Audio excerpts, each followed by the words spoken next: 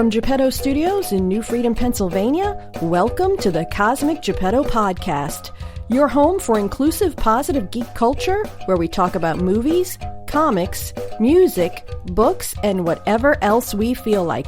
Please welcome your host. This monster has been in charge. Looks very cool, but I never got all the hype. He's boring. Brad Mendenhall.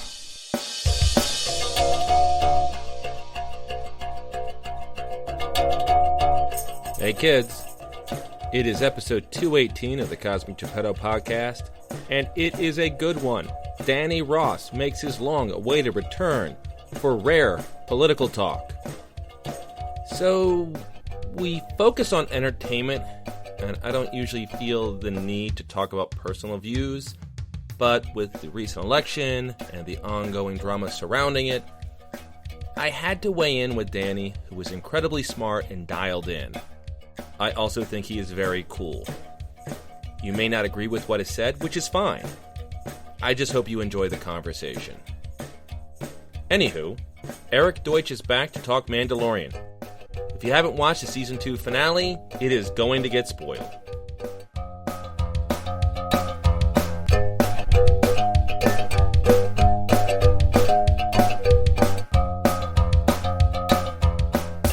I love my kids so much. They're great kids, and I really look forward to going to work and get away from them when I'm able to. Because they're little heathens, and this house is not big enough for me and them. There have been so many times in the last 9 months that my wife has had to say to the kids, guys, Dad is working! It's bad. But you've been working from home this entire time? Yep, I've been home since March, whatever. There was a day I went in on a Monday morning, and they said, anyone who's here, just go home and work from home the rest of the day. We'll let you know when it's time to come back. And it's been 9 months. Like the first people have started getting the shot. Right. I don't know. I was talking with a friend who's a little dialed into that world, and said it's going to take 6 months. Oh, yeah. I mean, people like you and me are not anywhere. We're not going to get it for 6 months because we're not in any kind of priority category. The trickle down to people like us going back into the office, it's not going to be anytime soon. Like my sister's a doctor, so she's actually in line to get it in like another week or two. And I have a cousin who works in an elder, I don't know, a nursing home or whatever. She already got the shot. Turns out software testers and people who work in transportation are not in the same place in line as doctors. Yeah, yes. For some reason, standard procedure writers just don't really merit high priority in this situation. All right. So, Eric. Yeah. Mandolorian. Yeah. I am ready. I am ready to talk. I am ready. And boy, there was a lot of people posting their 10 favorite shows of all time. Yes. You are not the only person who had Mandalorian on there. And it's funny, a lot of the people who put on there, they almost said so apologetically. I know we're only partway through the second season, and, I'm thinking if the show stays as good throughout, then it'll be my like if it's at this level throughout the rest of this run, it'll be my all-time favorite. You didn't even apologize. You were like, it's one of your favorite, one of your top 10s. It's been great since the first episode. When I thought about that list and I said, do I put Mandalorian here at 10? I know I do hesitate to put shows that are still on the air because there have been a lot of shows that I could have put on there based on the first few seasons that then take a bit of a nosedive. Like I didn't put The Walking Dead on there, but after like season 4 of The Walking Dead, that would have been a top 10 show. So I hesitate to put shows while they're still on and not be able to look at it in their entirety. But I just felt comfortable saying, as of right now, this is my 10th favorite show. And the season finale of episode 2, as far as I'm concerned, moved it higher up on the list. Didn't just cement it in the top 10. If I did that ranking now, it would be higher than 10. My view of this second season was great first episode. Great first episode. It did a great job of sort of picking up where the first season ended. The show loves its Western motifs, and it couldn't have been any more of a Western. Seeing Timothy Olyphant, whom I'm a fan of, wearing Boba Fett's armor, and then having that great tease at the end was really great. I felt the middle part of the season was all about Baby Yoda. and what hijinks he would get into. Is he going to eat the frog eggs? Is he going to steal the candy bar from the other kid? And I felt that Din Djarin's his role was actually the least interesting part of those middle sections, to the point where when Baby Yoda got kidnapped, I was really worried, not for Baby Yoda per se, I was worried for the show. It's like, okay, how interesting will this show be without what has been the most entertaining part? And boy, it ramped up real good after that. And Mando, Din Djarin, the main character as portrayed by Pedro Pascal, was fantastic. They stuck the landing. And there's, shows don't always stick the landing with season finales. While you're watching the season, were you loving every bit of it, or did you have that thing where you weren't sure, where are they going with this, and worried that it could have gone in a bad direction? Yeah, I think that's fair. I think that there was one point where it did seem that each episode was, I'm going to go to this planet now to continue my quest to find someone for Grogu. Oh, but the person who can help me needs my help first. Okay, let's help him. It was getting a bit of a Knight Rider A-Team type of just each episode having to help someone so that you can keep, kind of thing. But it was still entertaining me, and I was still enjoying each episode, and so I didn't really care that they were following that formula. But it is true that it's incredible that once he was kidnapped, the show just went into another level. Those last 3 episodes or so just really were really great. You said before that you liked it from jump. Do you remember that as like every episode, like you watched the first episode, you loved it, you watched the second episode, you loved it? And also, how did you watch it? Were you watching it from the beginning? Because I actually didn't catch up with it until after the first season was completed and sort of binged it, and was surprised how much I liked it, because first, let me give you a chance to answer the question that I asked. Yeah, my 2 boys and I have watched it since the very beginning. We watched the first episode when it dropped, and every Friday was, when Dad's home from work on Friday, we watched the new episode of The Mandalorian. I don't know if you remember this. When the show came out, it didn't get great reviews. Got sort of lukewarm reviews. I think people had, and I get this, they had a little trouble connecting with the main character because the main character is wearing a helmet. It doesn't, not just that it blocks his face, it blocks his entire head. You don't even see his eyes, which can make it a little difficult to connect with the character. Makes it real challenging for an actor. My understanding is, like, they were filming the show before they even cast the character. Like, a lot of those first episodes, like, there's a lot of stuff that was done with the stuntman doing the acting, and then they just did voiceover afterwards. I mean, do you remember that? Like, it took a while for people to catch up to how good the show was. I guess the reason I don't is because I watched it from the beginning and I was hooked from the very beginning. So I guess I don't remember that. But I think that, so your point about wearing the helmet and the lead character, you can't even see the face.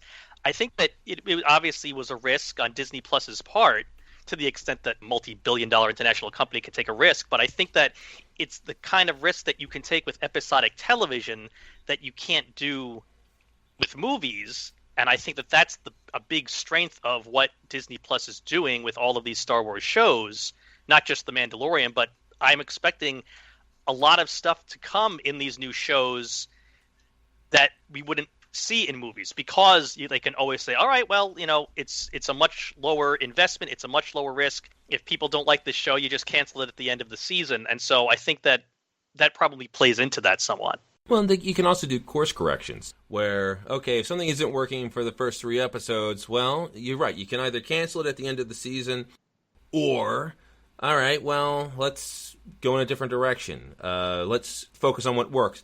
If you do a movie, by the time that movie is released, they can do reshoots, but there's still a limitation. Right. It looks like it's succeeded beyond their imaginings, because Disney is tripling down. There's going to be so much Star Wars stuff yeah, over the next 18 months. And what is we're going to have the Book of Boba Fett, which is going to be separate from the 3rd season of Mandalorian, is my understanding. I don't know how much you've kept up on this. It seems a little bit hazy It seems a bit unclear if there's going to be this Boba Fett show and another season of Mandalorian, if this Boba Fett show is taking the place of The Mandalorian because Boba Fett himself would be quote unquote The Mandalorian. It's a bit unclear to me. Since you brought it up, I did want to say that I've never been a big Boba Fett fan. I'm not one of those people that was, oh, Boba Fett's the greatest. I always thought he was a bit of a wasted character. Looks very cool, but I never got all the hype about it. But based on just that teaser that we got in the end in the post-credit scene of the season finale, and just based on what that teaser probably means we're going to get from the show, it sounds like it's a great concept for that show. It looks great. It's good cast. The actor who's been portraying Boba Fett. First off, you and I are dads. It's sort of inspiring for me, at least. It's like, hey, look at that guy kicking butt. He's in about as good a shape as I am in. Dad bod to the rescue. The actress's name Ming Na, who's playing sort of the sidekick from Agents of S.H.I.E.L.D. A good actress who can do action stuff. I was talking with Thaddeus Howes about this. It was also cool when they did the action stuff with Boba Fett. He was very different the way he handled himself than what we had seen from any other character in this series. Like the other Mandalorians we've seen all fought very different. And it was like a really sort of, I described it as a crunchy, visceral fighting style, which you don't see in Star Wars. Yeah, it's very brutal. He was fighting with anger. That's not a Star Wars thing. Well, it's only a Star Wars thing from Sith. You only see that from Darth Maul, Darth Vader, Darth Sidious. That's where you see that. You don't see it from any non-dark side Jedi user.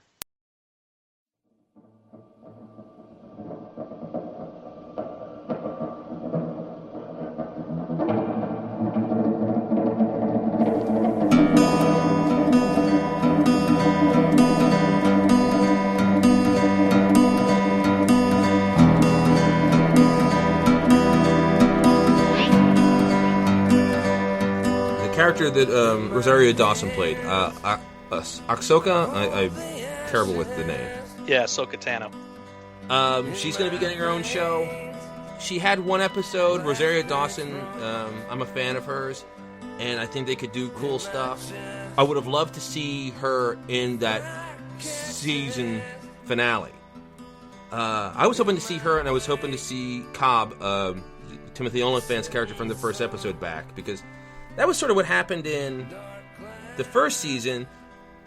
He goes through the season making new friends, and they all show up for the big thing at the end. And there was only a little of that. You had Boba Fett and his sidekick, and you had the other Mandalorians. Are you looking forward to that?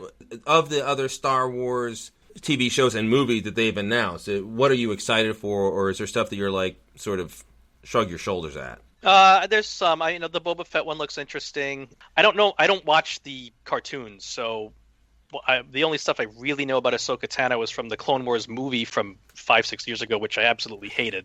So I'm not particularly excited about her show. The Rangers of the New Republic show, that could be interesting. I'm not 100% sure about that one. I'll certainly be watching everything, I can tell you that much. If I stick with everything, I don't know, but I'm certainly going to give each show a try. You're not excited for anything in particular other than, hey, cool, Star Wars stuff. Yeah, it's more Star Wars. You and I are original Star Wars generation fans. If you go back in time and tell, 8-9-year-old us back in the early to mid 80s, guess what? Someday there are going to be new live action Star Wars TV shows coming out in an incredibly rapid-fire manner, and they're going to be really good. Our heads would explode. I don't see how Star Wars fans can complain about what's going on right now. You don't even need to go that far back. Just go back to when Solo came out. Was a pretty big financial disappointment. People didn't love The Last Jedi, and even The Rise of Skywalker. All these movies made money, but well, except for Solo, that lost money. And even when heads of Disney would talk, you got the feeling that they were backing away from the property. There was discussions about letting everything recharge. And you knew Mandalorian was going to come out. It almost felt like that was something that they had already set the wheels in motion. If it had failed, if it hadn't gotten the buzz, if people didn't like it, if it was creatively a misfire, we may not have been seeing a lot of Star Wars stuff. and it really feels like Mandalorian's revitalized everything. So 3-4 years ago, I think a lot of people thought, okay, there's going to be a Mandalorian, maybe we'll watch it, maybe we won't, but it could be 5-6 years before they have a new take.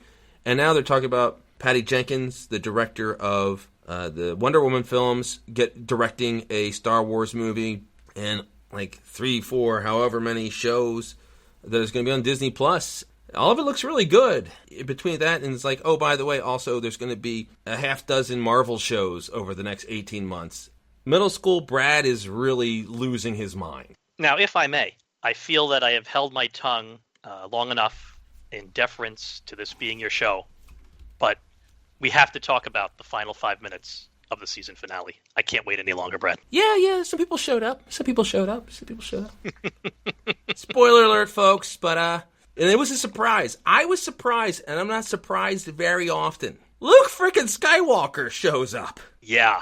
And I'm like you, I don't get surprised very often, especially with Star Wars, because even when I avoid things ahead of time, like I did with Rise of Skywalker, I still just know so much innately about Star Wars that my brain still knows a lot of stuff is going to happen ahead of time.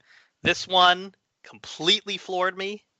The X-Wing shows up. I'm watching it with my kids. Oh, wow. Well, I wonder who it is. It's obviously going to be some kind of Jedi. I wonder which one it's going to be. Robed figure comes out. My kids both immediately said, it's Luke. I said, no, it's not. They said, yes, it is. I said, the show's not going to go there. I'm telling you, the show is not going to go there. The show is not going to do such a huge thing like this. It is not Luke. It's not. They could say, yes, it is. Look at the glove on his hand. He's got the green lightsaber. I said, I know that. I'm telling you, it is not Luke. He comes through the door, lifts off the hood. It's f***ing Luke. It's f***ing Luke Skywalker. And I'm not exaggerating. My jaw hit the floor, stayed on the floor, and my jaw does not drop for anything. And not even in real life does my jaw drop. My kids were born, my jaws didn't drop. Me and my kids sitting there, all three of our mouths completely agape. My wife said she wished she had taken video of it because the three of us just stood there completely stupefied. I was just completely blown away. And thank God that was it, because you think about it afterwards, anyone else would have been a disappointment. Yes. You see the X-Wing, I was like, okay, well, someone's going to bail him out. And I'm thinking back, it's like, okay, who have we seen from this past season or the first season that would be an interesting thing? But Carl Weathers, Cobb from the first episode of the second season, fine. But first off, they did a really good job of those mechanical stormtroopers, those Uber troopers, if you will. They did a great job of making them look terrifying. Because the bad guy pointed out, it's like, Mando basically got his ass kicked by one of them and was just barely able to squeak out victory from the jaws of defeat. And then you see all the rest show up. It's like, okay, how are they going to get through this? And Luke showing up basically without breaking a sweat, working his way through them. I was like, holy crap, that was amazing. And then he shows up, and not a great, they did some de-aging CGI that, a little bit in the uncanny valley, but you'll forgive it. You know what? It helps that you're watching on TV. It's not on a big screen. Because they de-aged some characters in the previous movies, and it looks real bad because when they're the size of, when their face is the size of a building, it really shows. But yeah, it was like, oh wow. I was okay with it, except when he spoke, I thought the mouth was very off, and at the same time, I don't care. It's Luke Skywalker, close to Return of the Jedi age, just mowing down robots and kicking ass. I didn't even care about the Uncanny Valley. And then R2 shows up. My jaw dropped again. There was a second, my jaw had recovered, and then R2 pops out, and all three of our jaws dropped again.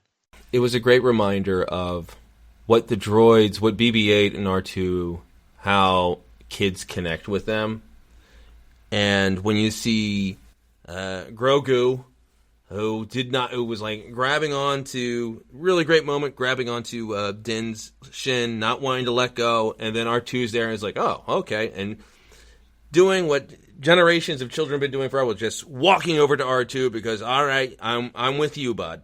Great moment, such a good use of the character.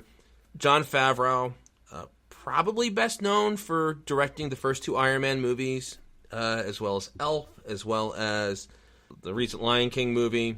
He is obviously a huge fan of... He is a legit fan of Star Wars.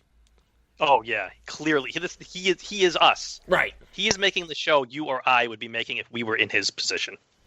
Doing those little things and having an understanding of the characters, it's important to have that fandom. J. Abrams, say what you will, there were some misses with the continuation movies, the new trilogy, but J. Abrams was a huge Star Wars fan. I know the criticism was sometimes he was a little too beholden to the original movies, especially Force Awakens. Some people complained that it was almost a remake of New Hope, but these are obviously people that love the movies, as opposed to when J. Abrams did the Star Trek movies that he directed, which, taken by themselves, were entertaining, but they didn't feel like Star Trek movies. It was like his Star Trek was his version of like him trying to do a Star Wars movie, but that was as close as they were letting him at that time.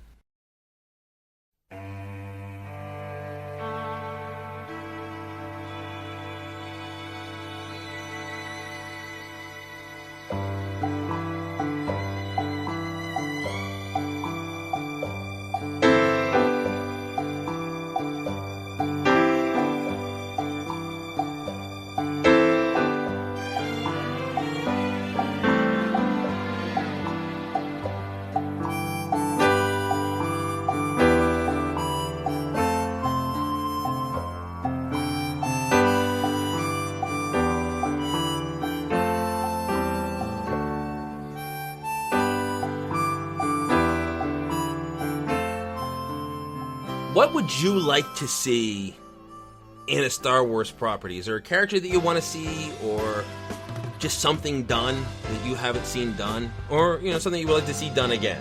I have a note here, so I'm glad you set me up for this without realizing you were setting me up for this. So going back to the post-credit scene where we see Boba Fett coming in to, first of all, awesome, Jabba's palace. How awesome to see Jabba's palace again, both exterior and interior. I love that set. Bib Fortuna, it turns out, is still alive. So this means Bib Fortuna did not die when the sail barge was blown up in Return of the Jedi, looking nice and fat and enjoying his life. Of course, he's on screen for 10 seconds and Boba kills him. But the point is, it means Bib Fortuna most likely, as soon as the fighting started, was like, I think I'll get out of here, and bailed long before the sail barge blew up. I think it's the easiest explanation of how he was still alive. Well, if Bib Fortuna was still alive, because he bailed, I do not see why my all-time favorite minuscule background Star Wars character, the most amazing and handsome Hermie Odal, could not have done the same. I want Hermie Odal to, if not have his own long-running show, to be a major cast member in the Boba Fett show. Bring back Hermie Odal. Okay. Help everyone out. Hermie Odal. Google him, Hermie Odle. You will see his face, and you will know why he is the most awesome background character ever. He's just so cuddly and good-looking. He looks like a mole person, but he could show up. He could. We are playing. They have a vast playground, and it's all just a matter of Hermie Odal. Again, folks, it's Hermi space Odle. You and I were lucky enough, we talked with a member of the Star Wars universe, to refresh everyone's memory, when we did Flash Gordon Minute, we had a very special guest. John Morton. Who was Dak in the Empire Strikes Back. He didn't last real long, but he was such a nice guy. He was great, and he's made a nice little, I don't want to say he's made a living, but I think he's made a nice little money on the side, being Dak, being in the first 20 minutes of a Star Wars movie. And he talked about how Dak, who again didn't survive the movie, didn't survive the first battle in the movie, he is people's favorite character. And he talked about it because he said Dak is often the favorite character of middle children because they relate to Dak. That's what's so cool, is there's so many characters with such great designs. Everybody is somebody's favorite character. Right. I've even seen fan love for that guy who, you can see him in jeans in the background of a scene from the second season of Mandolorian. Oh, yeah, that guy went viral. And then the poor bastard gets erased. They digitally removed him. Like, that's gotta hurt. He was like, it was my one moment. I was gonna hit the convention circuit. It is funny that we're now in an era where they can correct stuff afterwards. Because that used to be fun. It's like watching a barbarian movie and then you see one of the barbarians has a watch and sunglasses on. Just recently, with one of the final seasons of Game of Thrones, it was like, there's a Starbucks cup during the banquet scene. Now, people have eagle eyes and see that, they're going to call it out, and then it's just going to be gone. And people don't have hard copies of this like they used to. I do not own the DVDs of Mandolorian, and I haven't taped it. So, a lot of this stuff ends up getting lost a little bit. So, Eric, let's go a little bigger than talking about Star Wars. Disney's announced a lot of stuff, and a lot of Marvel stuff. They're even filming like new Mighty Ducks, new Home Alone, and a new, what was the other one? Honey, I Shrunk the Kids. What are you really looking forward to, aside from not Star Wars related, from Disney Plus over the next 18 months? I'm actually looking more forward to the Marvel stuff than I am the Star Wars stuff. I think what they have lined up for Marvel looks really great. The trailers for WandaVision look absolutely amazing. Back when I was a regular comic book reader, She-Hulk and Moon Knight are two of the comics I collected, two not major characters. They had their own books, but they were not major characters. Two characters I never in a million years would have thought would have been developed into a live-action property. They're both getting their own shows. I'm really excited for both of those shows. The trailer for The Falcon and the Winter Soldier looks amazing. I think that the Marvel stuff that's going to be coming out is obviously all conjecture, because I'm basing it on trailers and being a fanboy, but the Marvel stuff I think is really going to be amazing. I'm very much looking forward to those. Oscar Isaac, is he a definite for being Moon Knight? I think so. I'm not 100% sure, but I think so. Ton of charisma, good actor. I think he'll be a great selection for that. Bringing star power to that. Was it Tatiana Maslany as She-Hulk? Mm-hmm. It was tough. I was hoping for Alison Brie. Apparently she was up for the role, but got beat out. Well, I was too. You and I share that. We have a lot of affection for Alison Brie. Maslany's an excellent actress. She just had a run on, I'm completely blanking, I was just talking about this show today, The Lawyer Show. I cannot help you because I remember Googling her when they announced her, and I don't think I've ever seen anything that she's been in. She was in the show Orphan Black, which was a beloved culty sci-fi science fiction show where she played a bunch of clones and really gave an amazing performance because she was playing so many different types of characters and did it flawlessly. Then she had a real nifty, she was on a couple episodes of Parks and Rec where she was great. And, okay, I'm actually stalling a little bit here because I have her IMDb in front of me now. She was on Perry Mason, which was very good and very dark. And she was a main player on that. Really good actress, a lot of presence, a lot of charisma. She's the sort of actor I love seeing getting these roles because I like it when they find actors who are a little undiscovered or on their way up. For example, when they cast Ben Affleck as Batman, what's the point of that? Ben Affleck's already a star, and then when you see him on screen, oh, that's Ben Affleck, and you just think of everything else you've seen him in. Sure, it's like with Attack of the Clones and Revenge of the Sith. George Lucas, there were always these rumors about, I remember Leonardo DiCaprio's name specifically being floated around as being Anakin, and say what you will about Hayden Christensen's performance, but I think conceptually George Lucas made the right move hiring a relatively unknown actor to play that role. Exactly, and it ends up benefiting everyone because now when you see She-Hulk, you're not going to think, oh, well, she was also... It was Jennifer Lawrence. It's like, okay, well, I've seen Jennifer Lawrence on every interview, and I've seen her on all the award shows, and I'm not taking anything away from her, but it becomes a little muddled. Also, it helps increase someone's value, and it's not really something that we should think of, but I do, because that's how my brain works. Like, Chris Pratt, before he was Star-Lord, was the fourth lead on Parks and Rec, and then he became an A-list star after becoming Star-Lord. It's, like, nice to see that, okay, this is a good actor who's going to really benefit from doing these roles. Same with Chadwick Boseman. Such a great actor who who had been in successful movies, but getting Black Panther and being the lead in this billion-dollar movie increased his profile so much, and then he was able to do some really cool work for the rest of his life. Yeah, I like that, and I think what I also like about the Marvel shows is no two seem alike. Yeah. WandaVision is this mindscape, drug trip of a show. Falcon and Winter Soldier is like a buddy action spy series. And Loki looks like this sort of wackadoo heist adventure show. Time travel adventure, too. It's really cool, and it's nice because it's funny. Outside of these shows, the original content in Disney Plus hasn't knocked me out.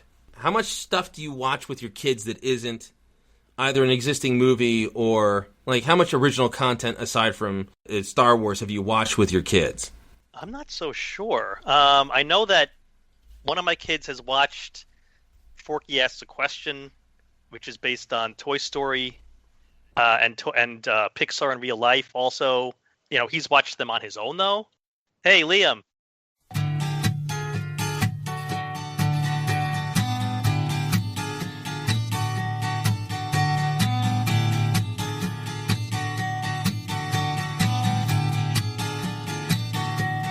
Liam, my youngest kid, there's nothing I've watched with him. My oldest son reminded me that I did watch with him, well, two things. One, which is based on an existing property, though. High School Musical, the show. I don't even know the name of it, but it's a TV show based on the High School Musical movies that's set in an alternate universe where the High School Musical movies were really movies. I'm not even sure I understood the concept of the show, but I watched some of that with him, and we just watched a new movie that just came out called Safety about a true story about a Clemson college football player. So there's a couple of non-Marvel Star Wars things there, but again, even that, one of those two was based on an existing property. How was Safety? It was good. It was enjoyable. I liked it. Katie May went to Clemson University, was interested in that, but hadn't had a chance to see it yet. I'm interested because, we watched Godmothered. My daughter specifically was interested in the whole thing. It's basically a fairy godmother who is bad at it, trying to help a woman who's actually played by Isla Fisher, so she's no longer a young girl. It felt like a big budget idea that was done with a pretty small budget. It was the same. There was a Lady and the Tramp movie that they went specifically to Disney Plus, and it was the same thing. It's like, okay, not bad, because I don't think Disney's going to do stuff that's bad per se. But it just sort of feels like it's their C-plus efforts. They decide not to put them in theaters. They would just go directly to the streaming service.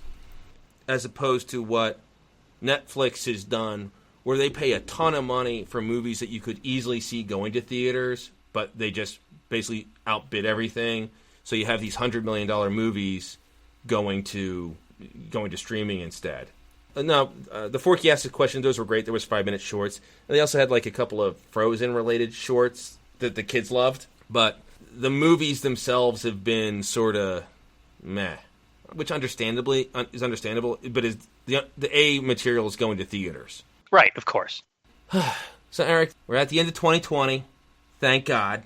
What are you and what are the kids really looking forward to next year? Talked about most of it already. Any new Marvel and Star Wars TV shows, we are all three of us are, to my wife's chagrin, are huge Marvel and Star Wars fans, and so we're all very much looking to all that content we just discussed. To be honest, at this point, because theaters being closed, I haven't even paid attention to what quote unquote is scheduled to come out next year, because I'll believe it when I see it. So I don't even know, and usually I'm someone who in December looks at the whole slate for the next year and likes to pick out, here's what I'll probably see in the theaters. Here's what I'll see when it comes out after the theaters on home video. I haven't even done that because I don't know when theaters will reopen. Yeah, I'm looking forward to stuff on Disney Plus, I guess. The continuation of hopefully good storytelling that still keeps me interested on The Walking Dead. It's interesting you bring up Walking Dead because they have announced. And it's a weird thing. On one hand, it's good because they're not shocking you with this. But there's end in sight for the original Walking Dead TV show. But the world's continuing because they're going to have they already have one show that's going on, the Fear of the Walking Dead. They have another lined up, and they're going to have an anthology show. But how do you feel about Walking Dead coming to a close? I'm okay with it. I mean, listen, no show lasts forever. I still love the show. It's still one of my favorite shows, but it's obviously not as good as it was the first few seasons. I stuck around with Fear the Walking Dead into the second season before I dropped that. I watched the first few episodes of Walking Dead World Beyond, and I couldn't get into that. I will give the anthology a shot when they start that. We'll see how long I last with that. I'm okay with the main show ending. I mean, the thing is, it's not ending anytime soon. They announced it's ending, but it's not ending for like another 20 episodes or something like that. So there's still a lot of story to be told. And the main character, Daryl, is being spun off into his own show. You know, it'll be interesting to see what that universe does in the coming years after the main show is done. And it'll be interesting to see from me personally, which, if any of the shows, will I even stick with? I wonder how much of a Walking Dead fan I will be once the main show does end, since I have not liked the couple of spin-offs. I'm also thinking about the thing that sort of set all this off. It began the conversation, as we talked about an hour ago. You had your top 10 list, and it's funny because you called out that we didn't have any in common, your list and my list, and then I realized you had The Simpsons on there, and I love The Simpsons. In my opinion, The Simpsons is the greatest television artistic achievement ever. But it's been, I don't want to say it's been bad for a long time, but it hasn't been, the golden era is well in the rearview mirror. Yeah, I was basing that on the first 12 seasons or so. Right. And that's sort of, I think, the general understanding is, and people will have their own things. Sometimes it's like seasons 3 through 11 or 3 through 8, but then 9 through 11 were also very, very good. Where there are shows, and you sort of mentioned it, there are some shows that if you just base it on season 1 or 2 would have been on there, but unable to stick the landings. Are there other shows that you can think of where, if it was just based on, hey, a great season or 2 great seasons, it would have been on there, but no, they weren't able to do it. That would have been on that list? Yeah, there's a couple, sure. MASH, the first 3-4 seasons are absolute, still to this day, comedy gold, but then when the show started sort of veering more towards drama and not as much comedy, I think the show took a big drop off, so for me that one's a big one. I think MASH really lost something when they replaced Burns with Winchester, because that show really benefited having a fool. When Winchester showed up and he was like as good a doctor as everyone else, it's like, oh, well, then who's the fool? And it lost a lot of the focus on the comedy. For me, it's more even earlier, after the first 3 seasons, once Henry left for Potter and Trapper left for BJ. To me, that's a bigger drop-off to me, because I like the character of Winchester, so to me, the bigger drop-off was when those 2 characters changed out. Another one I would say is The West Wing. First 3, 4, 5 seasons, really great. Last couple of seasons were sort of, I think they had run out of ideas and kind of playing out the string a bit. It wouldn't have made my list anyway, but a show that a lot of people our age really still love. It was the most popular show on Netflix when it was on there. Friends, the first 3 seasons of that was 20-something wish fulfillment. You and your best friends live across the hall from each other, and everyone's great looking. And even though nobody has a great job, they still have a great apartment and a great life. And the sort of schlubby, geeky guy who's always had a crush on the beautiful girl gets the beautiful girl and isn't as schlubby, as geeky as he thought he was. And then the show went on so long. I've discovered I really don't like extended will they, won't they stuff. And I think that's why there's shows more recently, comedies I've really liked. The Office. They got Jim and Pam together by the end of the 3rd season, and they kept them together for the rest of the show. It's like, thank God, because we didn't go through them breaking up, getting together, breaking up, getting together. Parks and Rec, where they had Leslie get together with Ben, and once they were together, they stayed together, they got married, and they had a family, and they were still able to find the comedy in it. But thank God it wasn't 20 breakups, and the breakups lasting 5 years. Especially in my 40s, it's like, that just seems so stupid. There was an interesting discussion with producers on the show Cougar Town, where they were trying to figure out Courtney Cox, her character, and the male lead on the show, and they were in the writer's room talking about what they were going to do to keep these 2 characters from dating, and somebody just chirped up and said, it's like, listen, she's in her 40s, she's been divorced once. If you're in your 40s and there's someone you're attracted to, you just sleep with them. Yeah, that sort of sounds right. It's not cute anymore when you're that after a while. Yeah, I think I bailed on Friends after the third season also. That sounds about right. With most of the characters, their quirks that used to be charming became insufferable. It's like, I no longer like these people. Yeah, they became obnoxious. Yeah. So, Eric, it's been amazing talking with you. We used to record every week, and then we didn't. So this has been awesome talking with you. Plug your pluggables. I don't know if you have anything coming around, but you certainly have a lot out there in the wonderful world of the web. So plug it. I co-hosted Flash Gordon Minute with Brad, as we talked about earlier. I co-hosted Escape from New York Minute, which Brad was the producer for, which, as we record this, ended right around a year ago, actually. My names and voice are all over various guest spots and various Movies by Minute world podcasts out there. I'll plug this since it ties into Flash Gordon Minute when Richard O'Brien, of course, was in Flash Gordon, who played Fico, playing his bloody pipe. And, of course, he plays Riff Raff in Rocky Horror Picture Show. And as a guest in Rocky Horror Picture Show Minute, I whipped out my Richard O'Brien impression I had previously done on Flash Gordon Minute, and they liked it so much that I will be performing as Riff Raff on the upcoming Rocky Horror Picture Show Minute Christmas special.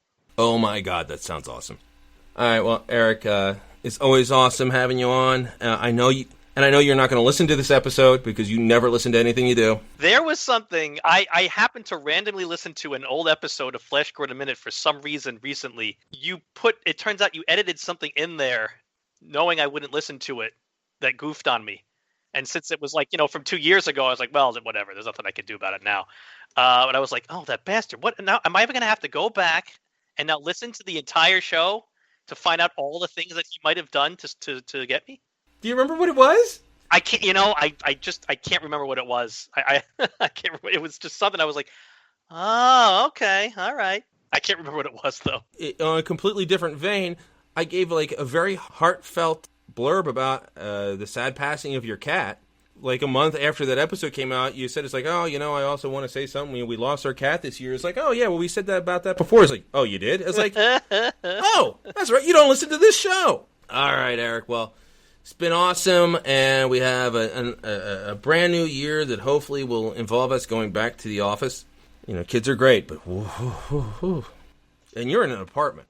Yes, I'm in an apartment. I got a yard, and it's tough right now, but come as soon as the weather breaks a little bit, I have done a thing. It's like I'll just call out to the kids, like, all right, kids, run around the house 4 times, and they come back in more tired. It's like, all right, I can deal with you guys now. You send your kids out into New York City to run around the building 4 times, the odds of them coming back aren't fantastic.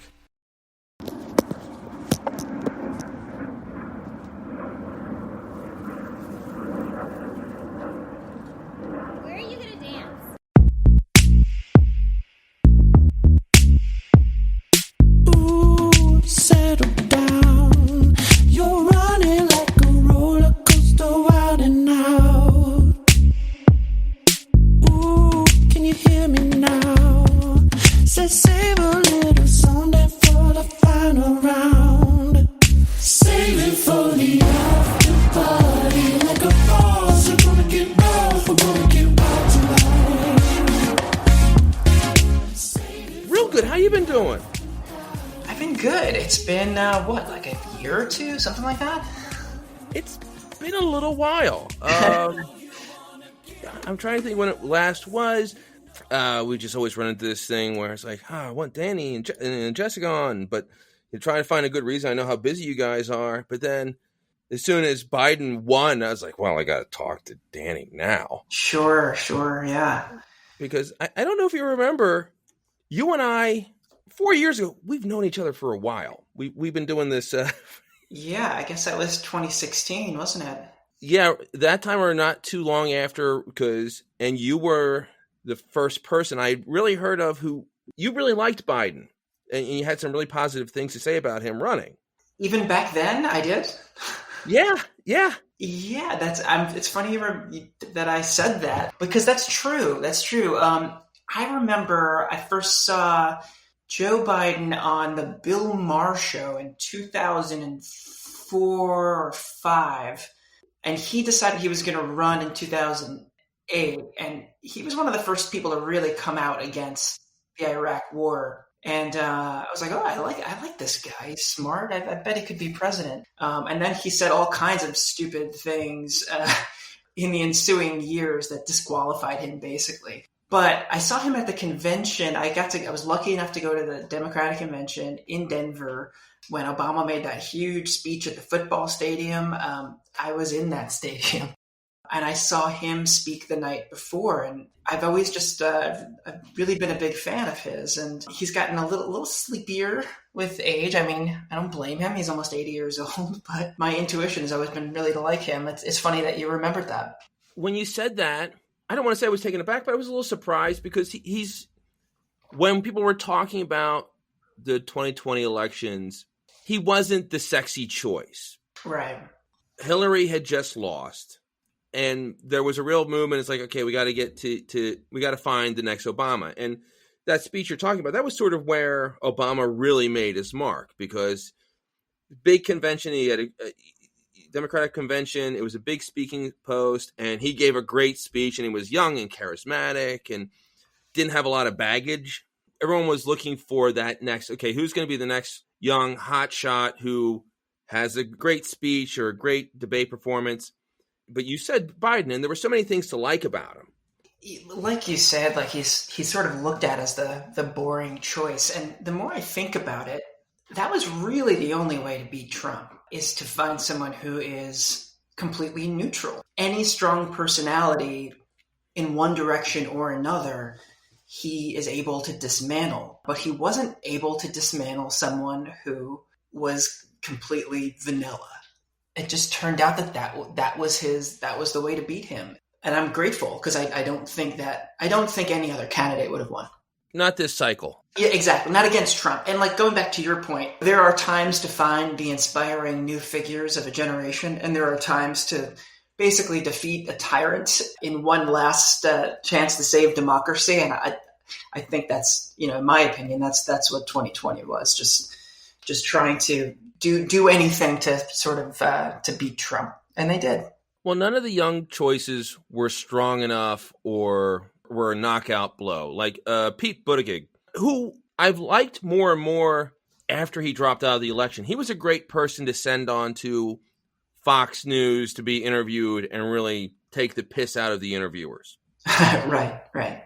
There was a great interview where they were doing a very common thing where Biden had picked Harris as his VP. Mayor Pete was being interviewed, and they were basically trying to do the whole thing. It's like, well, how can Biden and Harris get along because they disagree on this issue? Mayor Pete had this great response. Well, there's a classic parlor game of trying to find a little bit of daylight between running mates. And if people want to play that game, we could look into why an evangelical Christian like Mike Pence wants to be on a ticket with the president caught with a porn star, or how he feels about the immigration policy that he called unconstitutional before he decided to team up with Donald Trump. If folks want to play that game, we could do it all night. But I think what most Americans want to hear about is, are our families going to be better protected than they have been by this president who's failed to secure America in the face of one of the most dangerous things ever to happen to our country? I like Buttigieg so much more then, but he wasn't ready. I think that he probably will be president someday, if only because I don't think I've ever seen someone on the spot come up with a more like articulate and sharply phrased answer to any question. I mean, the guy is just like an incredibly fast wit. Is an amazing communicator and so well spoken. It just he's very young, and more than that, he's only a mayor of a small town in Indiana right now. Like, wait till he's governor or senator and has a platform to be able to actually go somewhere. But I do think that he falls into that category of like inspiring generational leaders. I know he has some baggage too, because he worked for McKinsey, which is liberals get a little bit bummed about McKinsey. I'm forgetting why, but essentially I think they do some consulting work for like big banks and sort of more corporate interests. It's one of those things where, and it's something that's gotten in the way of some potentially good candidates. And honestly, it's a reason why Trump got elected. People want to have this purity test, and it happens on both sides. Right. Yep. There were some problems with Harris because Harris was a prosecutor when she was a lawyer, and some people got their nose spin out of joint about that. And looking for that perfect candidate, and because it's not the perfect person, it's not exactly who you want, it's like, well, we're just not going to turn out. And that's why Hillary didn't win, because there was just a percentage of people who didn't turn out because they didn't find her inspiring. Also, I think there was a lot of people who were doing protest votes or non-votes because they thought she had it in the bag. Right. It's so easy to forget that 4 years ago, the weeks leading up, I mean, they were joking about how much of a landslide it was going to be. Look, I was following 538 this time around too, and I feel like I got like sucker punched again because, all the polls had him 8 to 10 points ahead on election day, and he ended up winning by 5 points. So there was kind of a 3-point statistical error across the board. But fortunately, an 8-point lead was large enough for Biden that he could afford to lose 3 points and still win comfortably. But I think there were a lot of people who were Biden supporters and opposed Trump that watched on that Tuesday night for the first hour or two and felt like, oh no, it's happening again. When he won Florida, North Carolina, Ohio, Iowa, we thought he was going to lose Georgia at the time, and none of the mail-in ballots had really come in yet at that point. But I don't know if you fall into this category, but the first few hours were really upsetting watching the election results come in. I remember I went to bed, I was really anxious, and then I woke up 2 or 3 in the morning, and I woke up and I just reached for my phone, I turned on CNN, and I turned it on right as Trump gave that speech that he gave. Yeah. Mm-hmm. It was funny where the numbers still weren't great, but they were improving. Right. That speech actually made me think things were going to go in a different direction because it looked like flailing. Yeah, he was defensive. Right, exactly. There couldn't have been any more of an example of what Trump is as a politician and how other politicians react around him. Because he comes out, he gives this really wacky speech, and it's very defensive, and it's not presidential, and it's not very political. And then he turns to Mike Pence, and say what you will about Pence, but Pence he knows how to play the game. And he's like, basically said, take it, Mike. And he sort of storms off a bit. And Mike Pence is like, we just want to make sure they count all the votes because Pence knows he can't do this. He can't do what Trump's been doing. Right, exactly. And obviously this continues, right? He's still trying to subvert the process. He's still going to court. He's lost every single court case, over 30 of them now, and will continue to lose them. But from what I hear, he's doing this not to actually like legitimately overturn the results of the election, but instead to get his base angry because they react to anger and outrage more than they react to happiness, I guess. Whether he wants them to react to support their Georgia candidates, obviously the Senate now rests with the 2 elections in Georgia coming up in January. So maybe he's trying to continue the outrage to spill into that. Maybe he's trying to continue the outrage so that people continue to give him money because his campaign is in large amount of debt. And I think he's been succeeding in raising lots of money for this purpose. So there are lots of like secondary reasons as to why he's continuing to try and subvert it. But I mean, it is pretty outrageous that other Republicans sort of high profile ones continue to go along with it. And the reason that they continue to go along with it is that they fear that if they go against it, they'll be primaried by someone who's more extreme and they'll lose because they'll be accused of someone who went against Trump.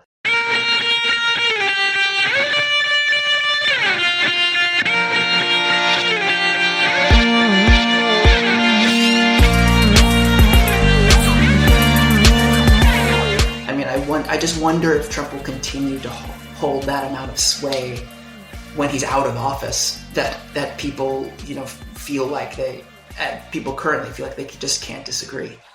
And that's what I find interesting and nobody knows except for maybe him what the next step is for Trump because, there's been a lot of talk about they're sending out all the emails to their donors and the supporters looking for money for the recount and for, to change the results of the election. But then you read the fine print, and so much of the money is going towards erasing the debt from the campaign and also just going into the RNC's piggy bank. Right. But it becomes a question of the sort of support that Trump has strikes me as one that could dissipate really quickly once he's on the other side of it. Once it's January 21st, he's no longer president, he's in Mar-a-Lago. And I know there's a lot of questions about what's going to happen next, who's going to continue to support him, what he's going to do, if he has thrown out ideas of running again, which, oh God, I don't want to go through this in another 4 years. Yeah, I mean, I'm hopeful that your opinion is right on that very soon, as soon as he doesn't have like that high of an office to perch from, that all of his authority will be gone and obsolete, and he'll just look like some guy who just lost. I think a lot of us are hopeful for that because it's been really scary for a while that this monster has been in charge. Yeah, I think it depends on a lot of things. It's an open question, right? How much power he'll continue to sway with his own base when he no longer has a position of power. Does he have loyalists in the RNC that will like continue to keep him afloat? Will the media, conservative media, continue to prop him up? This whole narrative of saying that he actually won the election sort of helps him potentially in the future while he's not in office to continue to like raise outrage. It was stolen from me, and now I need to get it back. So, but it could go either way. There are plenty of Republicans who have seats of power right now who want to run and be the next face of the party. And I'm hopeful that race will shift the spotlight. The people that are really relying on, Mike Pence, who gave Trump an air of credibility because Pence was very stately and professional, and he's going to want to run in 4 years. Right. If he decides to run, that would really take, I think, the wind out of his sail, especially if it were to become pugilistic between the two. Pence knows where the bodies are buried. Even without saying things directly like that, he'd be able to say is like, well, listen, we did it your way for you. He could say something because he's a smart enough politician that could really hurt Trump in more than a way than anyone else could, because he never had an antagonistic relationship with Trump. He was his VP for 4 years. And then in 2 years, if he announces that he's going to run as well, I think that would deflate Trump. It may not come to that. The closest thing that I can think of as an example is Sarah Palin. And we forget how popular Sarah Palin was for the right wing. She was beloved, and she was sort of sassy and was young and was considered cool for a period of time. After she's done running, first off, I think she shot herself in the foot. She left the governorship. She became very interested in building her brand. She put out her books. She had that weird pay-per-view or subscribing news network. Do you remember this? You know what? Like, to your point, she fell off my radar as soon as she resigned from government. It reminds me of I heard an interview with Jay Leno. Mark Maron was interviewing Jay Leno, and he was asking him about Conan.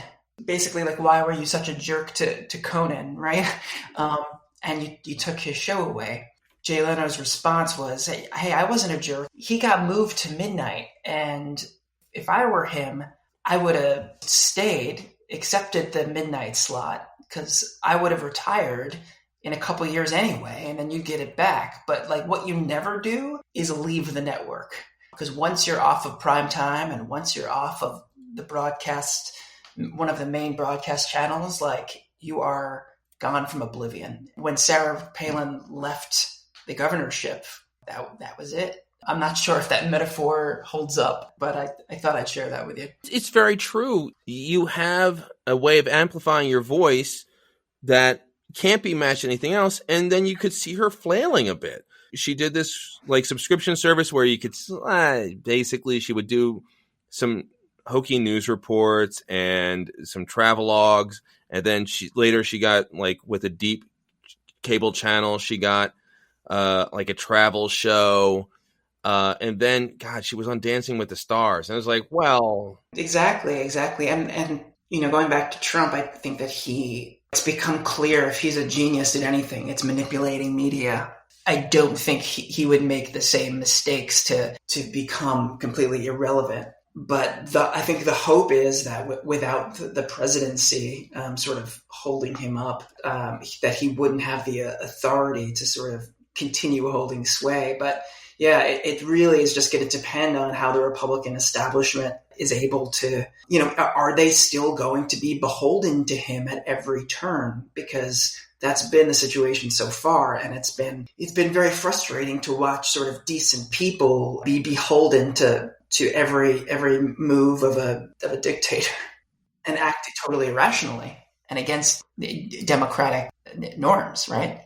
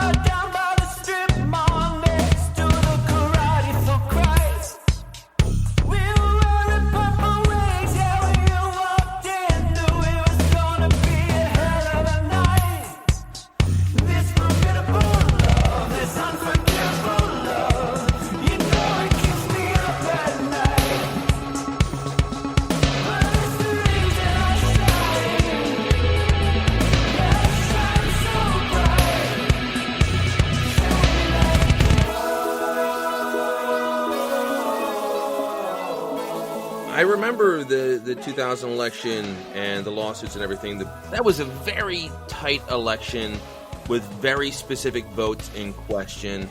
A focused lawsuits with some of the best lawyers in the world hired by each side. This is, hey, we have 5 states with 10 to 80,000 differences of votes. Like Biden won these states by a large amount with the vaguest of, well, you shouldn't have allowed this. It's like and then of course the response is, well, if you didn't like the mail-in voting, which by the way everyone was fine with, yeah, you should have dealt with that months ago. Right. You have Rudy Giuliani, who isn't a lawyer. I know he was a lawyer, but he's not like the best and brightest lawyer. He's a guy who has been a politician and has been he's been a political celebrity for the longest time. He's not who should be leading this case, and he's bad at it. Yeah, that's right. Yeah. Also keeping him as the forefront after the Barat thing. Yeah. That was embarrassing. Did you watch that? I did, and here's the thing.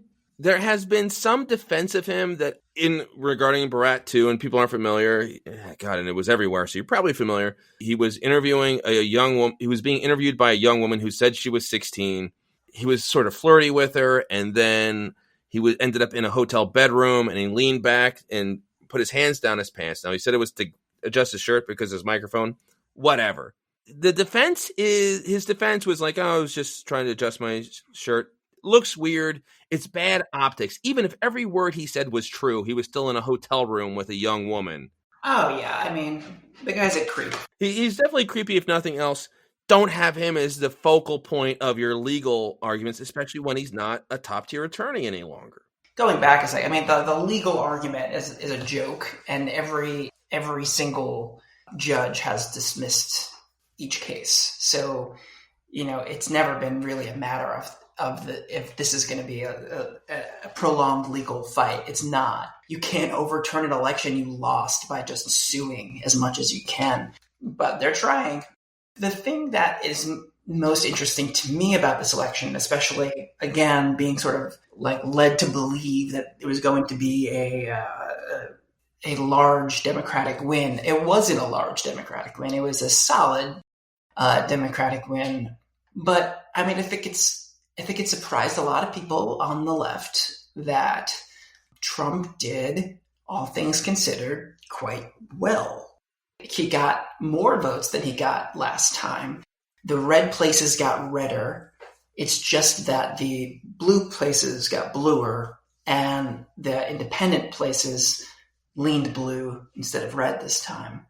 But that being said, I spent some time in upstate New York, and there were Trump signs and flags everywhere. And it was surprising to me in my little bubble in New York City, because I watched those debates, and and it was widely reported that Trump did a bad job, and and then he would go and do some crazy things, get himself COVID, and and again, maybe this is just me in the bubble, but it certainly was me in the bubble, because again, Trump did quite well, and it was confusing and surprising to me and my friends in the bubble as well.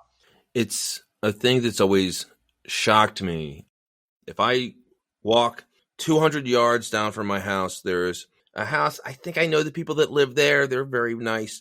They have like a bay window in their house, and there is a Trump cutout standing in the bay window waving. Oy vey.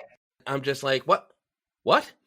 And the thing that gets me is when you do that, that doesn't mean you're a lifelong Republican, you're always vote Republican, you believe in lower taxes, and you're against certain things. Right. I get it. It's not where my philosophies are, but I get it.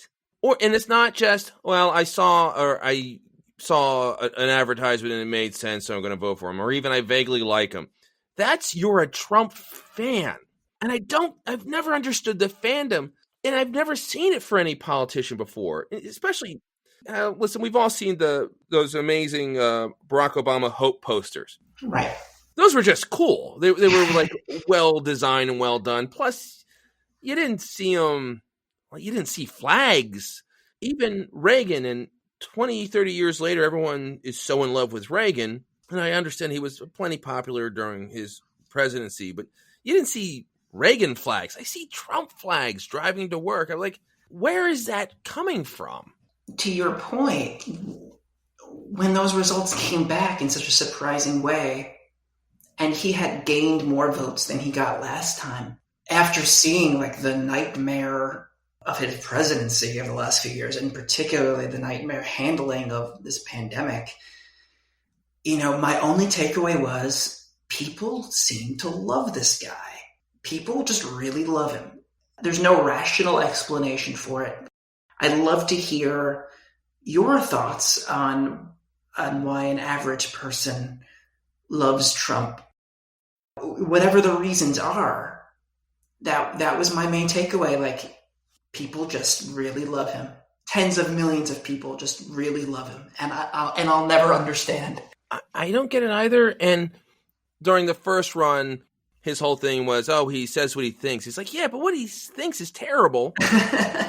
I don't know if it was a reaction to Obama, Obama was very measured and very professorial. There does tend to be a flip from president to president in terms of temperament. Right. So I think people were tired of maybe, some people maybe felt dumb or felt talked down to. And then you had some guy who was going to, shoot from the hip and just say whatever he was thinking, which is something that I think worked well for Biden. Biden can be kind of folksy and has a temper. So he had a little bit of that. He's saying what he thinks, but Biden can also deliver a competent political speech. Like Trump only has one speed. He only has the just saying what he thinks and sort of losing his temper and pouting and whatever. It's a weird thing where some people that I know who are fans of him, like they think he's a fighter and he's fighting for us. Like, first off, I think he hates people. I think he does too. Or at least is very detached. So there's this weird thing where people view him as an everyman because he eats fast food and he's a schlubby guy who has a beautiful wife. And so people like project themselves onto that. It's like, I want to be rich and have a beautiful wife. It's like, well, then you need to inherit billions of dollars. When you think of Republican leaders, you think of the heartland, and probably the two most popular Republican presidents of the last 50 years, Donald Trump and Ronald Reagan. One is a billionaire from the heart of New York City, and the other is a Hollywood actor. I think people are being manipulated. I think perhaps, someone explained to me, the key to Trump's likability is just, it's not that complicated. He's just assertive. and he has conviction, and he's mad. And those are all things you can be confident. You can be wrong as long as you're confident. And I think that's the appeal. We're in a country of Karens. We're in a country of people who bark and yell and want to talk to the manager. There's a value to aggression. Often the smart, quiet person in the back isn't the person who is the person that gets screwed over by the company. Is the person that gets overcharged. Is the person who doesn't get the promotion. And it's the loud, aggressive person who gets what they want. They don't have any idea what to do with it once they get it.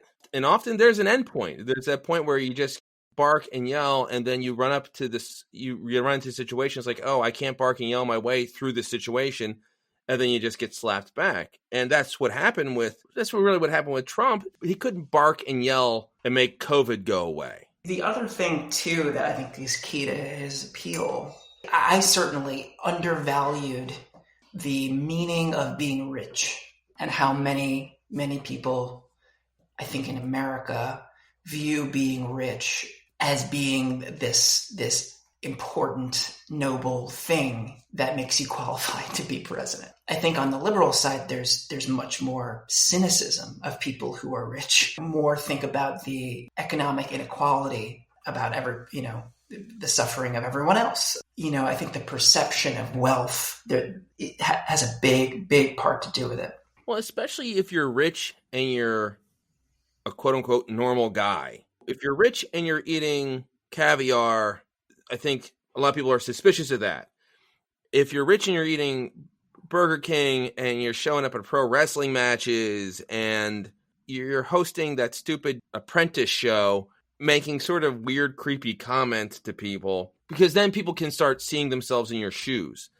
Mark Cuban, who's a very different person, has the same thing, where Mark Cuban just seems like a regular guy. He wears his Dallas Mavericks jerseys when he goes to games, and he likes to mix it up with people, and he's sort of rough around the edges, and people like that. People are very suspicious of Thurston Howell from Gilligan's Island, those sort of stuffed shirt rich people. So when they think they see Donald Trump, they think, oh, that's how I would be if I was rich. I would still be me and still like all the middle class or lower class things that I like, but I could have the gold-plated toilet and beautiful wife who would never even look at me if I was a bus driver. I think that's right. I think that's right. I think it's a really great point. And also to your point about the Apprentice, I think that's another overlooked thing. I think a lot of people watched it. I didn't. People that I know didn't, and sort of laughed at it. But I think there were many millions of people who said, oh, this is this TV star. This is my guy.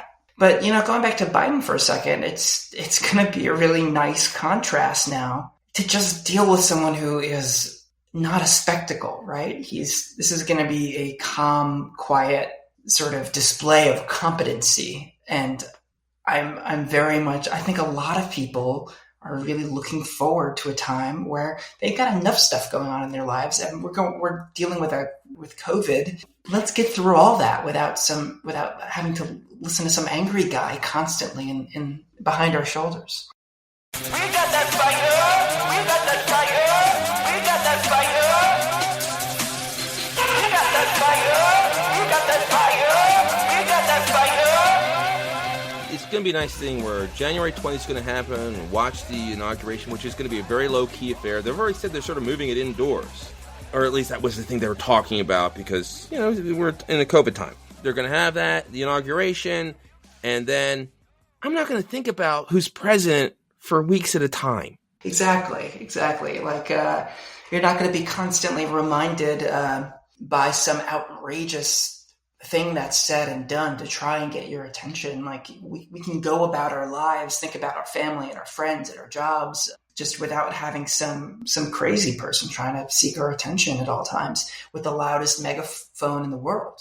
That megaphone has been taken away and given it to someone who wants to turn it off. It's funny. I see people on social media, and you can tell the last 4 years have really conditioned us to expect this big explosive thing in the presidential sphere. And you see people as like, one guy who I know who's like, well, I think what's going to happen is in 3 to 6 months, they're going to, was it the Amendment 25 or whatever it is. And then before you know it, Kamala Harris will be your president. And this is going to happen. It's like, no, listen, he's a 78-year-old man. You never know what's going to happen health wise. But I think more of that is coming from we're just conditioned to, first off, people are too conditioned to look for the conspiracy theories now. And second, we're just conditioned that there's always this grand activity with the presidency. He's like, no, he's going to be a pretty quiet president. He's not going to say too much. He'll do his speeches. He'll have his State of the Unions. And especially once we get on the other side of COVID, the stock market will go up. It'll go down. Hopefully we'll be able to keep the economy will stay strong and jobs will stay strong and people will just grumble about it. And then 4 years we'll have an election. We'll it's like, oh my God, it went by so fast, because it won't be as action packed, because it shouldn't be. Right. And I think that's a great point. And it makes me think of two things. One, I think we've talked about this. I myself have worked in government for 10 years. I worked I worked in Congress for 5 years, and I worked in the New York State legislature in the Assembly and the Senate as my day jobs when I wasn't pursuing a career in music, which I'm now doing full time, thankfully. But my point is that government is a fairly banal, almost boring, somehow the way that our splintered media has amplified this fairly boring set of processes to become this large arena of life and death stakes is so out of joint, right? And crazy. In general, politics shouldn't be this important in our day-to-day lives. And I'm sure all of us have had this experience, just hanging out with family at Thanksgiving, holidays, family gatherings. All of a sudden, these conversations have been hijacked to talk about how much they hate Trump or how much they love Trump and hate the other side. And there's a vitriol there. And it's just like, hey, I just wanted to come up and see my family and enjoy time together and not get in a heated conversation about politics. Politics should not be, taking a hold of our day-to-day lives in such a traumatic way. I completely agree. I remember I was doing a dinner theater show. One of the other cast members I didn't know very well. It was my first time meeting him. Somehow he sort of sheepishly brought up that he was a Trump supporter. I had talked with the guy for a while, and I could tell he was bracing himself for me to. Well, I said to him, "It's like, we just spent the last 20 minutes talking about we were both parents, and he was talking about his daughters who were teenagers, and I was talking about my kids who were 10 and 8 years old, and had this nice conversation. Like, listen, I'm not really worried about that right now. Perhaps if we were sitting, like having a longer conversation at a bar, we could go into political stuff. But I got to go on stage in 5 minutes. I've had a very nice conversation with you up to this point. I'm not worried about it."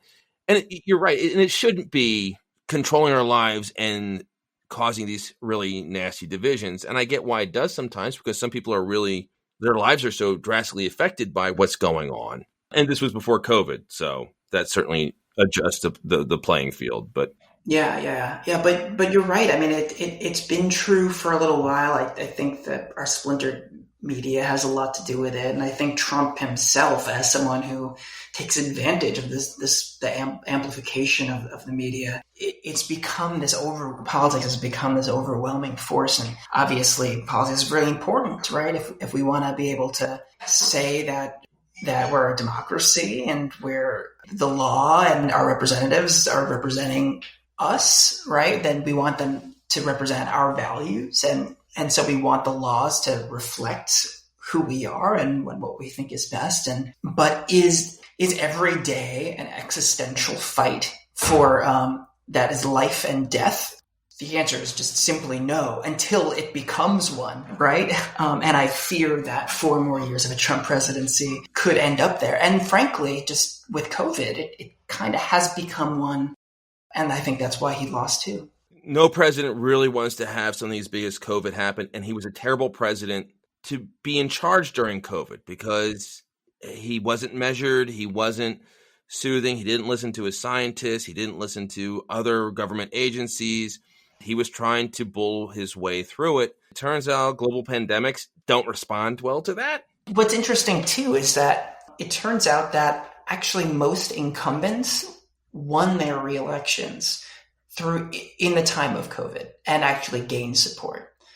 Trump is one of the few, if the only leader who lost support as a leader during COVID. And the fact of the matter is it's simply just because instead of embracing it, saying it's a problem and let's fix it, he would have probably won re-election. The fact of the matter is he just tried to deny it. And like you were saying, it's not something you can deny. It's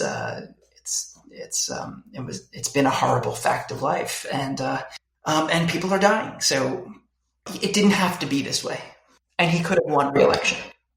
Now, Danny, but I want to talk about your music, but first, I want a little prognostication because in 4 years we're going to do this all again. Okay.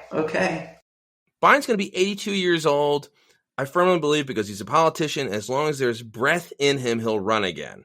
I agree with that.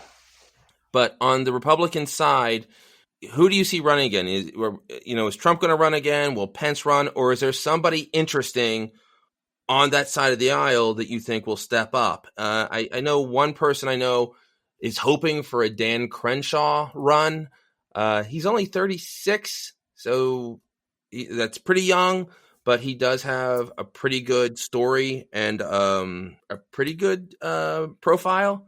But who else am I missing that you think will make a real run for it in 4 years?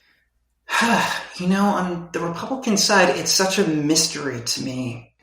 Kind of following up on what we were chatting about earlier, the direction of the party over the next few years is really the question, right? Is there going to be an ultimate reckoning with the ideological way of Trumpism? And, do they embrace someone who's more of a moderate and someone who wants to sort of open up the tent to be more inclusive? Or do they continue to double down on Trump's style of ideology and exclusiveness? I think that's the ultimate question. My instinct is that not because of Trump, but because of Fox News and because of some of the other conservative outlets and the ravenous support for those media outlets, things will just continue to become more ideological and more of a purity test. And you might have someone whose personality is maybe a little bit more open, a little bit more charming, but you might not. You might continue to have someone who is very much like Trump. So, I mean, what do you think? It's such, Trump, here's the thing. Trump has such a firm hold of the entire half of the country, one person, his entire personality, that the idea of what that half is going to be like when he's gone is almost baffling to me. I really don't know who they are without him. I think it's going to be Pence in 4 years because I think, first off, so many of the people that ran, so many of the Republican candidates who ran against Trump trying to get the nomination, I think that got ruined by Trump.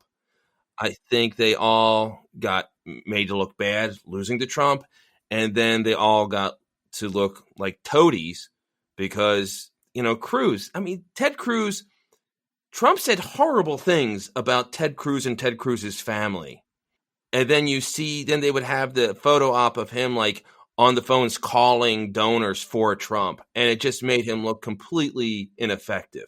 Yeah, but that might not hurt him with his supporters, They only calculated decisions to support Trump in overly enthusiastic ways because, as we've talked about, the half of the country absolutely adores Trump and will punish you for saying or doing anything contrary to him. And so Cruz changing his tune, he had to do that for political survival. He might hate the guy privately, who probably does.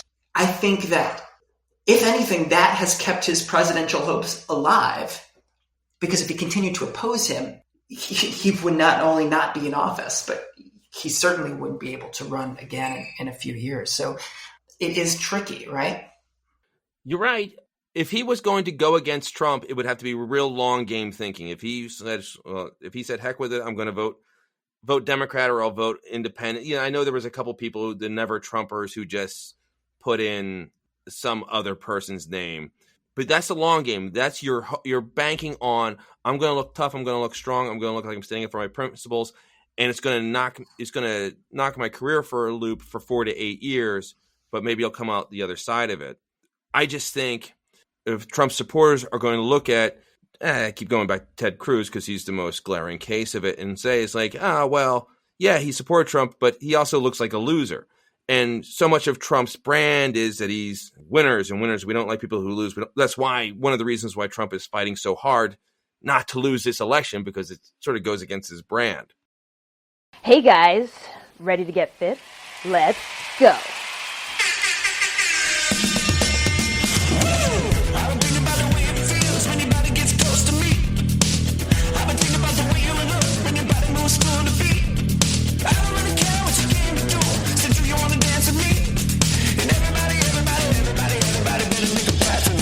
Pence is the one guy who, if he runs in 4 years, he's somebody who never got beat by Trump. But here's the thing with Pence, though. He's boring. I mean, it's exactly why he was a good partner for Trump, because Trump is not, you might hate him, but he's not boring. I just think in the end, ultimately, the most charismatic candidate wins. And by charismatic, I mean someone who is charming, speaks well, is articulate, is likable, all of those things. You could argue that Trump was the more charismatic candidate this time around, but just failed on so many other fronts that it was a rare occasion where charisma was defeated. But certainly Trump was more charismatic than Hillary, and Obama was more charismatic than sort of boring Mitt Romney, and I guess John McCain was somewhat charismatic, but Barack Obama is a charisma machine. John Kerry was a lot less charismatic than George W. Bush, and so was Al Gore. And as you know, Bill Clinton is another one who's incredibly charismatic, probably to a fault. Ronald Reagan, et cetera, et cetera. My point is, you put Mike Pence on that list, what side do you think he's on? Could he engender the kind of enthusiasm that any of those victorious presidents, Trump included, engendered? I don't think so. No, not even close. He definitely would be the Walter Mondale of that. I think that's right. I mean, there's a certain appeal to that, like you said, quiet personality, but those kinds of quiet personalities don't win presidencies. Well, in 4 years, we're going to do this again, because God only knows what's going to happen. But I think you're right. The common wisdom is that Biden won't run again, and I agree with you. I think he will. He's been waiting his whole life to be president, and you think he's suddenly going to step down now? What people don't understand is to get to that level, you have to want it so bad. You have to be so driven by it. And I remember having a conversation with somebody about Martin O'Malley, who's former mayor of Baltimore and the governor of Maryland. He ran for the Democratic nomination against Hillary. He didn't do very well. I remember somebody saying, is like, well, Martin O'Malley was Catholic. And somebody was really aghast that he was a Catholic who was running for president as a Democrat, and he was pro-choice. And it's like, well, how can you do that when he's Catholic? And it's like, well, first off, I don't know what's in his heart or anything, but if you're running for Democratic nomination, you are going to be pro-choice. Boy, this gets forgotten. Biden is Catholic. He's only our second Catholic president. Right. And it's like, but to get to that level, to get there, to be in the top tier of politicians that even be considered for a run for presidency, your religion is politics. Your beliefs are politics. Yeah, I'm not saying these people are devoid of principle, but your principles are going to be very much shaped on what can work. To have that sort of drive, you're just conditioned for it. It's like a thoroughbred racehorse. All you do is run. And same thing with these top tier politicians. All they want to do is just get that presidency and hang on to it, even though it's going to kill them. I mean, you saw how it aged. You saw how it aged Obama. Yeah. I mean, it ages everybody. Yeah, I mean, we'll see. It has, we're still over a month away from day one here, so it's a time full of it's a time full of potential. Thinking about as a Democrat myself, thinking about what positive things could take shape over the next couple of years, and it's also a time that's scary because you still don't know what kind of shenanigans that Trump will. As long as Trump's in office, it's scary, and you don't know what he'll try to pull. That's kind of this middle ground that we're in for the next 6 weeks or so. Yeah, we still don't know what the inauguration is going to look like if Trump will even be there, which is just astounding. I would doubt that he would be there if Biden is there. Whew, that's just going to be insane. All right, let's talk about something more fun. Yeah, you mentioned you really focus on your music, and you just had a pretty nifty get. Your music can be heard. It was on a TV show. So I'm primarily a music producer these days, a behind the scenes music producer and songwriter. As you know, for many, many years, I was out in front being a performer. My wife Jess in our band Babe Town, which you guys were so amazing to really support.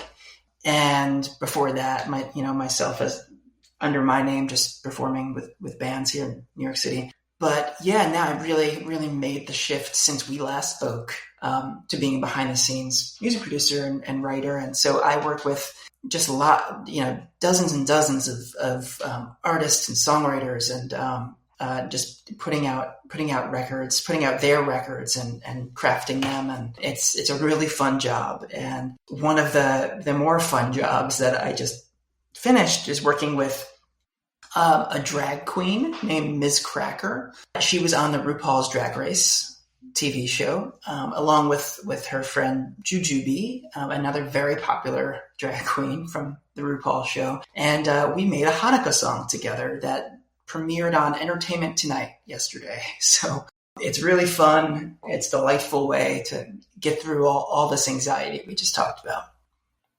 Everything that you just said is awesome. So much fun. And yes, I am a big fan of Babe Town. That's sort of how you came onto my radar, because you guys did that excellent 1989 is Hell, where you took the Ryan Adams' Love is Hell and did it in the style of Taylor Swift's 1989. Oh boy, everything's gotten weird with Ryan Adams since then. I seem to remember us did we tape an episode about that? About what happened to Ryan, or did we just kind of talk about it? No, we didn't. I think we messaged a little bit when it happened because it was just so heartbreaking. Yeah, no pun intended, right? Yeah. Oh, very good. I did do that on purpose. There have been announcements, but it's not very official, that he's finally putting out a new album in March. Yeah, I saw that too. Which makes all sort of weird feelings.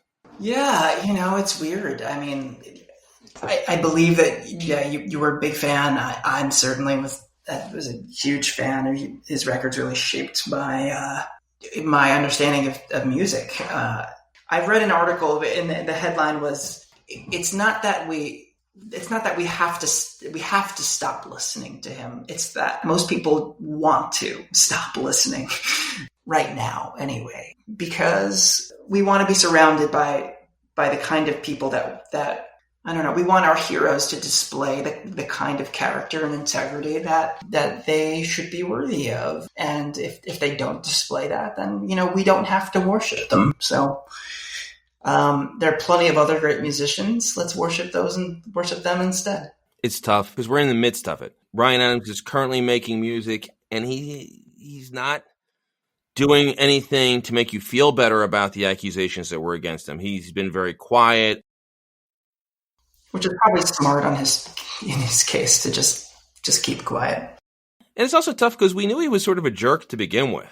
Yes. Knowing a lot of people in the music industry, I would say that he, even before this, had the worst reputation of anyone in the music industry. I don't know if I told you this. I saw Ryan Adams 3 times in concert. The first time I saw him at the Electric Factory in Philadelphia, which is a really neat venue, and he was grousing the entire time about how the lights were too bright. And he kept yelling at the light guys to turn down the lights, turn down the lights. By the end of the show, you couldn't actually see him perform. You could just see outlines of him and the rest of the band performing. And the second time, and now it turns out he has some inner ear issue where flashing lights bother him. But the second time I saw him, it was when he was with the Cardinals. 20 minutes into the show, he turned around to the drummer and said something. All of a sudden, the drummer shrugged, and then the rest of the band left. He basically kicked the band off stage. Partway through the show, he decided he wanted to do the rest of it solo. Wow. And then he jumped off the stage and went into the middle of the audience, which sounds great, except for he wasn't mic'd. So he just performed for like another 20 minutes. Nobody could hear him. And I was like, the third time was great. I've never seen a performer like that. It was just so difficult. Yeah, he's a difficult guy. Brilliant in a lot of ways, but definitely difficult. But you're not difficult. So, Danny, first off, you've been producing and writing for people, but, are we going to hear more music from Babe Town or Cheap Synths or solo material? Or is that not where you're at right now? Cheap Synths has been releasing a song every single week in 2020, which means that we will be releasing our 50th song this year on Friday. That is really impressive. Share with people, and I've listened to some Cheap Synths. It's really smart and really eclectic and very cool. But and we're going to play some Cheap Synths with this episode. But share it to people what they should expect when they follow you guys on Facebook and when they listen to your music. So Cheap Mike, who's the other half of the band, he was in a band called Wakey Wakey before this, which was this hugely popular band. He was on the TV show One Tree Hill playing himself, the musician, and he really blew up. And he was basically the most famous guy I knew here in the New York music scene.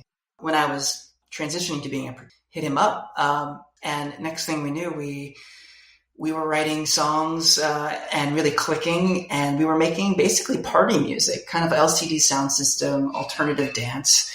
And we soon got signed to Rough Trade, and we had a song in Apple commercials, and that's kind of the vibe. It's just fun and sort of weird, and hopefully it's something you'll dance to cheaply. Very good. What about Babe Town? Will that rear its gorgeous head again? I hope so. So Jess and I are married now 5 years. The last project we made was an EP following up that Ryan Adams Taylor Swift project. As Jess has doubled down into her career as a genius video producer, and as I've shifted into all these other things we've talked about, it's been a minute since we've written songs and performed together, but I think I'll be nudging her to do that again soon. I love 1989 as hell. Really enjoyed your EP. We have dedicated episodes of Cosmic Geppetto to both of those projects because we were so fond of them. It's always great to have you on. Give our affection to Jess because she's awesome. God, you guys are both amazing. I remember one time we had you guys on. Sean, my friend Sean, was on and we were talking. We were like, so what else are you enjoying? And you talked about this amazing piece of a book of poetry from the whatever century. And Sean was like, it's kind of embarrassed because he's talking about this really smart stuff. And I was just going to talk about how I read the graphic novel of Planet of the Apes. So to be fair, I bet that was a fun book. He loved it. Well, thanks for saying those sweet things. And obviously, you have been absolutely killing it with Cosmic Geppetto. And how many years have you been doing this now? I've been doing it for 5 years. We've been doing it for 5 years because we did it because we started in 2015. And I haven't talked about this for a long time. When this show started, it was just me and some like-minded friends.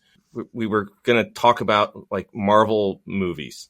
We really very quickly start talking about everything but, and then we got amazing guests and people from movies and music and theater and stuff. And it's like, wow, I'm talking with movie with movie producers and incredible writers and stuff. And it's like, this, it got away from us very quickly, which is a neat thing. And you guys were one of our really cool early guests once we sort of decided to go into a more pop culture direction.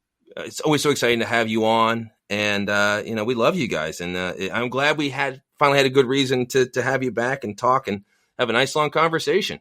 Yeah, no, obviously feelings mutual, and anytime, we don't have to wait another 4 years to do this. You look out the window while I look at you, saying I don't know would be like saying that the sky ain't blue. And boots weren't made for sitting by the door. Since you That wraps episode 218. Big thanks to Eric Deutsch. He's a good friend and a great guy. Loved having him back to the show. Super big thanks to Danny Ross. He is so cool and a heck of a musician. Honored he took time to join the fun. Upcoming to the Cosmic Geppetto podcast. It is the final episode of 2020. We are pulling out all the stops. Honey Badger and her amazing friends return. Oh, you wanted more? How about fan favorite Thaddeus House? That'll put butts in the seats. Until then, in the words of Jarve Hardin, see you in the funny pages. after the gold rush, there ain't no reason to stay. Should've learned from the movies that good guys don't run away. But roads were made to not go down, and there ain't room for both of us in this town. So you can Subscribe to the Cosmic Geppetto podcast on iTunes, Stitcher, or wherever quality podcasts can be found. Rate and review us while there. Follow us on Twitter at CosmicGPod, and we will follow you back. Unless you're a jerk. We don't follow jerks. Like us on Facebook at facebook.com/Cosmic Geppetto. We love hearing your ideas for upcoming episodes. Email us at cosmicgeppetto@comcast.net. Dad bod to the rescue.